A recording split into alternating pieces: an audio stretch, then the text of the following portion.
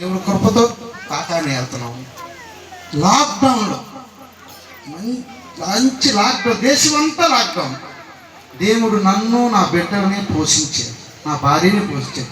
అవతల వాళ్ళకి కూడా సహాయం చేశాను నేను, అవతల వాళ్ళకి కూడా సహాయం చేయించాడు దేవుడు. లాక్డౌన్ తర్వాత, లాక్డౌన్ అయిపోయిన తర్వాత ఎవరో తిట్టిన మాటలకి నా ఇంటి ముందుకు వచ్చి ఒకటి తిట్టి నా బిడ్డల మీద కేసులు పెట్టాడు. ప్రభువా, నా బిడ్డల మీద కేసు పెట్టారు, తీసేయాలంటే ఎస్పీ దగ్గర, డిఎస్పీ దగ్గరికి తీసుకెళ్ళి ఒక అతను నన్ను కలుస్తాడు. ఆ కేసులు లేకుండా నా బిడ్డలకు తీసేసాడు. తర్వాత మళ్ళీ ఇంకో కేసు పెట్టింది నా బిడ్డ మీద, గొడవ కేసు. అది కూడా దేవుడు తీపిచ్చేసాడు.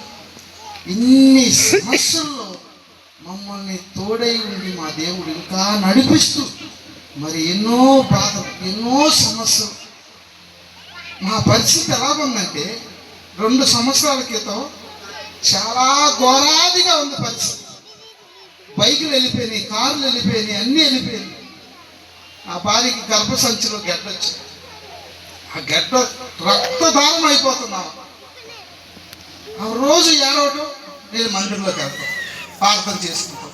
ప్రభువా, మా దగ్గర అన్నీ పోయినాయి, అన్ని సమస్తం తీసేసావయ్యా. వీళ్ళు కాకాని గారు రావట్లే నాతో, ఒక్కడనే బయలుదేరి వెళ్ళిపోతున్నా. కాకాని వెళ్ళిపోయి ఆ మందిరంలో కూర్చొని ఏడ్చుకుంటాను. నేను నీకు గొప్ప అద్భుతం చేస్తున్నాను అని దేవుడి స్వరం ఒక వాక్యం ద్వారా మాట్లాడాడు దేవుడు. ఇంటికి రాగానే నా అబ్బాయిల ఫ్రెండ్, మరి అతనికి 1 వందనాలు చెప్పాలి నేను అతనికి కూడా. అంకులు, నేను ఇస్తా 50,000 రూపాయలు, ఆపరేషన్ చేయించాను. నాకు ఆ సెకండ్లో